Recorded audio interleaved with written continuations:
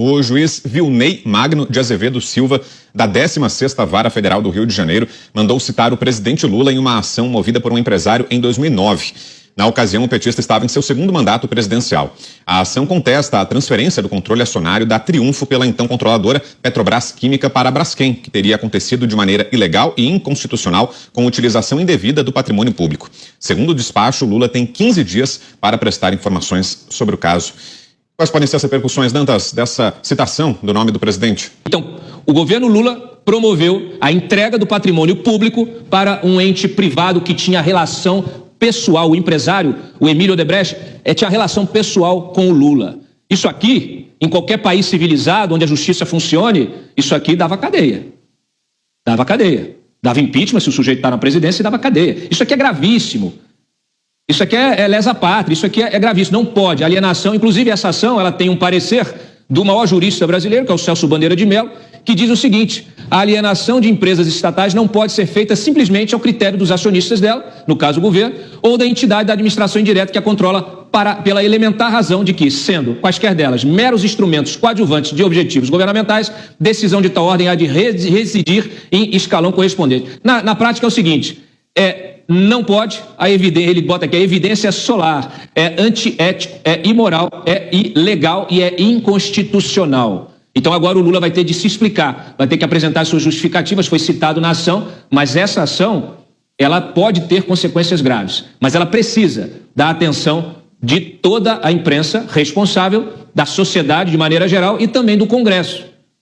Aqui, alô, deputados, vocês que estavam aí querendo empichar o Lula por causa de declaraçõezinhas sobre o Maduro, tem aqui um grande case para poder estudar. Esse caso, ele é muito importante, ele não está sendo explorado pela imprensa de maneira geral, como deveria, pelo empresário Caio Goretzweig, que era dono, a família dele era dona da Triunfo.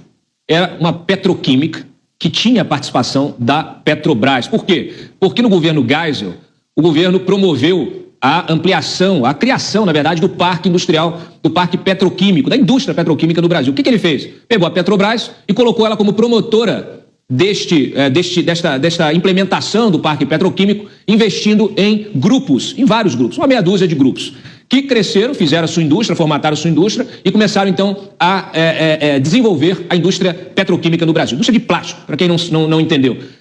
E a partir daí, tudo cresceu, a indústria cresceu, toda a cadeia produtiva relacionada a essa indústria, que é ampla, também se desenvolveu, tudo certo, até chegar no governo Lula. O governo Lula, especialmente no segundo mandato ali, alguém teve a brilhante ideia, quem? Será que foi o Emílio Odebrecht, naquelas conversas que ele tinha regulares com o Lula, nas quais ele definia os rumos da nação e colocava o seu grupo empresarial para lucrar ao máximo, porque ele já sabia para onde ia as forças produtivas, para onde o governo, para onde o Estado ia promover o desenvolvimento?